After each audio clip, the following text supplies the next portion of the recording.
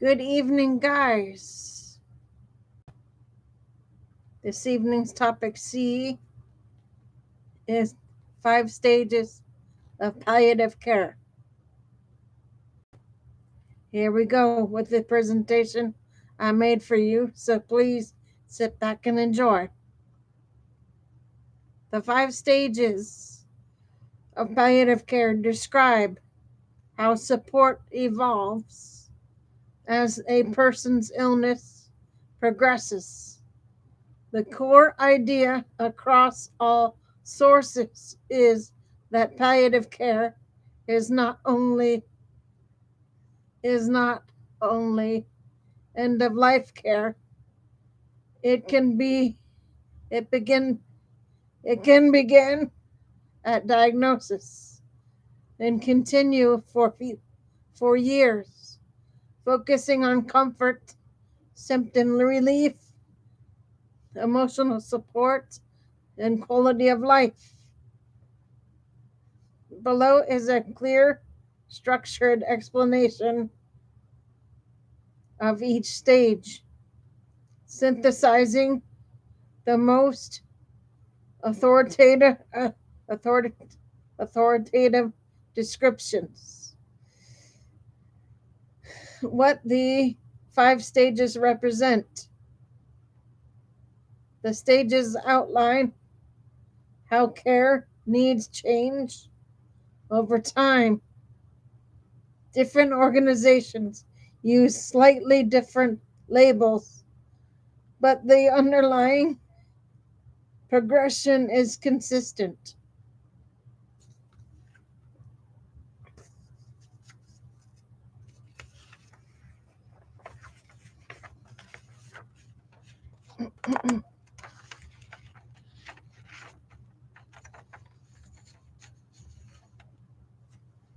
Number 1 stage, assessment and planning. Number 2 stage, emotional psychosocial support. Number 3, active symptom management. 4, transition to end of life care. 5, bereavement and family support.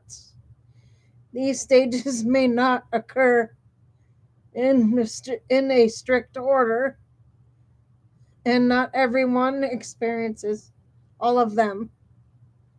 Stage 1, assessment and care planning. This stage begins as soon as a serious illness is diagnosed. Comprehensive review of symptoms, treatments, and daily challenges. Creation of a personalized care plan.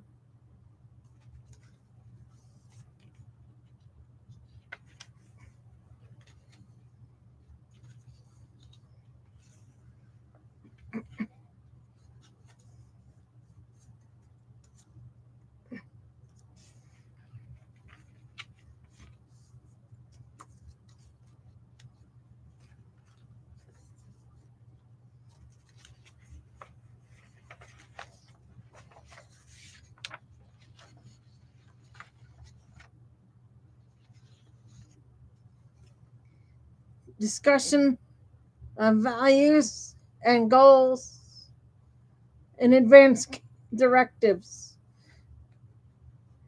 Input from doctors, nurses, social workers, therapists, and spiritual care providers. This stage sets the foundation for all future care.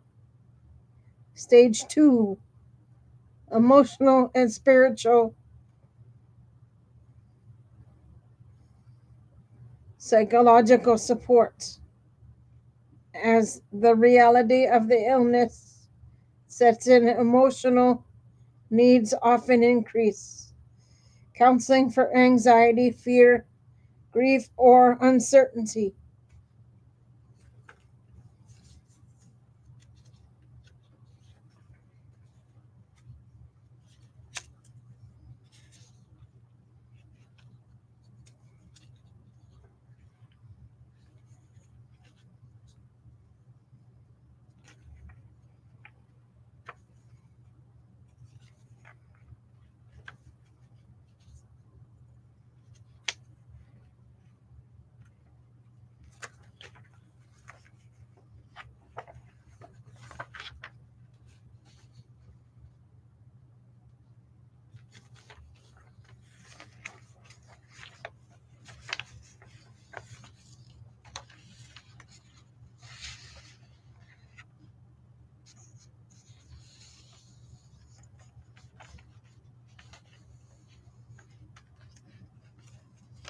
support for family members, spiritual or religious guidance if desired.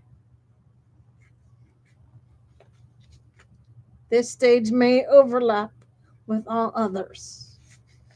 Stage 3, active symptom management and ongoing supports. This is often the longest stage, focusing on maintaining comfort and independence, pain control, management of nausea, fatigue, breathing difficulties, appetite changes, medication adjustments, coordination among specialists, support for sleep, mobility, and daily function.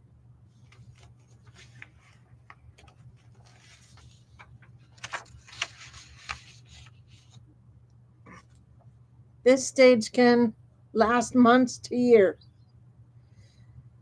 Stage 4, transition to end of life care. When treatments are no longer effective or illness or the illness becomes advanced care shifts toward maximizing comfort. Hospice involvement may begin, increasing focus on pain relief, dignity, and emotional peace. Support for family in preparation for death. This stage emphasizes presence and comforts and honoring the patient's wishes. Stage 5, bereavement and family supports.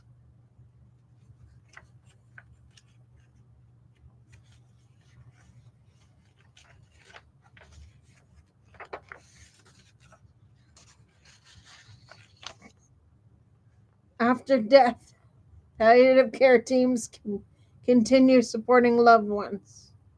Grief counseling, help with practical matters, emotional and spiritual support. This stage recognizes that families also need care. The 5 stages of palliative care describe how support evolves as a serious illness progresses.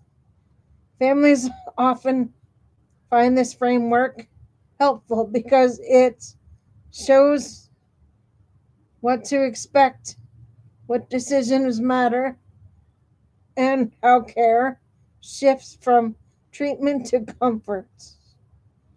Below is a clear, family centered explanation grounded in authoritative sources such as the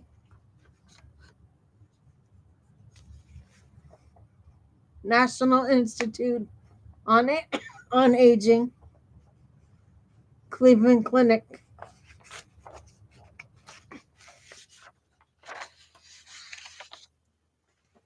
Understanding the 5 stages of palliative care.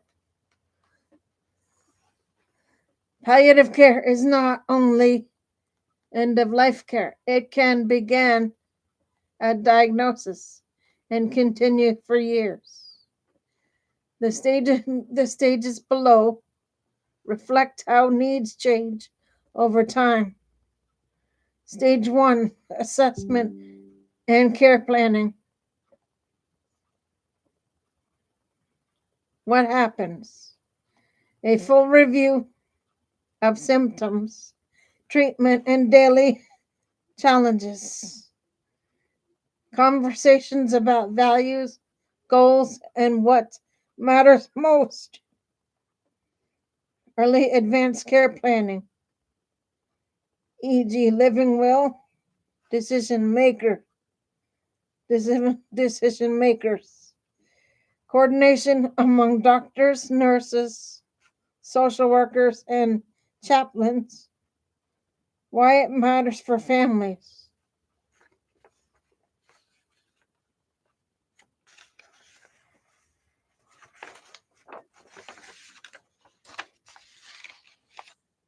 This stage creates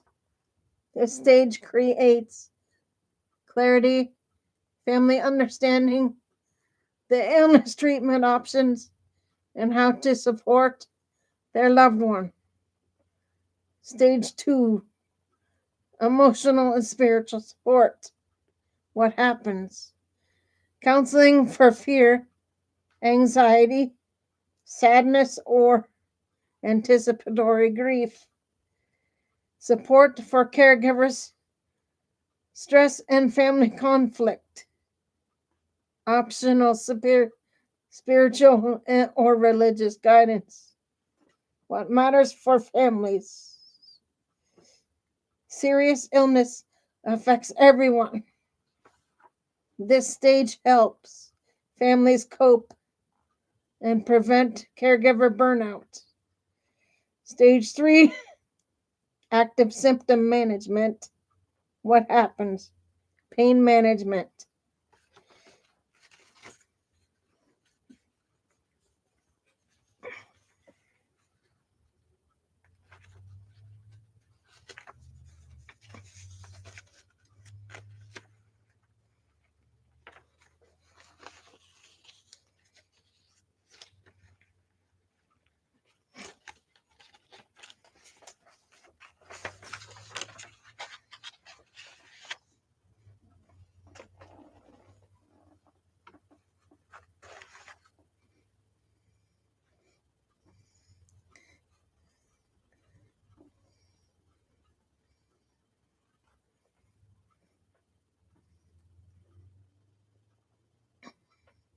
Help with breathing, nausea, fatigue, appetite changes, medication adjustments, support with sleep, mobility, and daily functioning.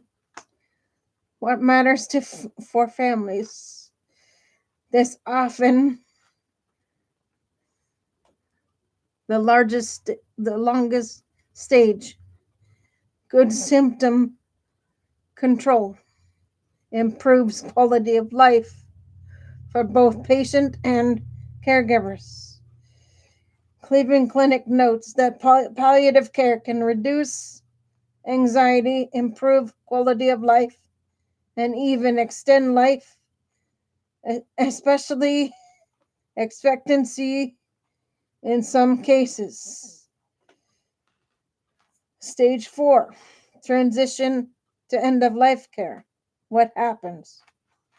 Treatments aimed at cure or control may stop. Hospice may become involved, typically when life expectancy is 6 months or less. Focus shifts from comfort, dignity, and meaningful time.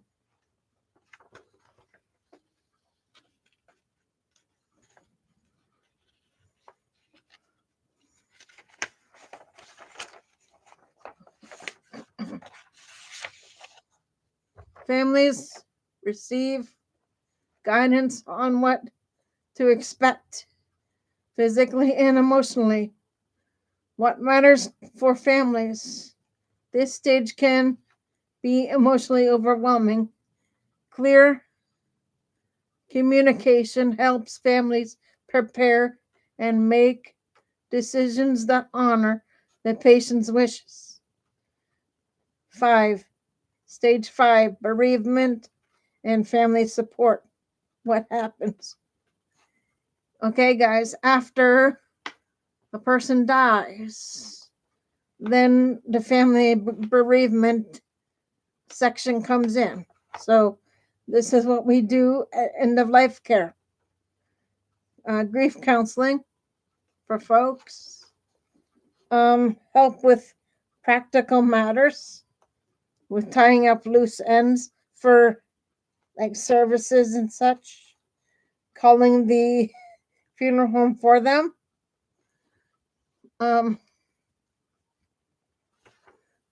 Things of that nature.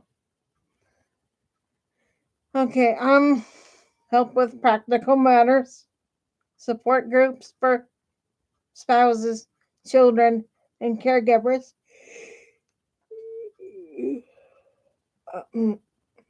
Why it matters for families. Grief is not linear.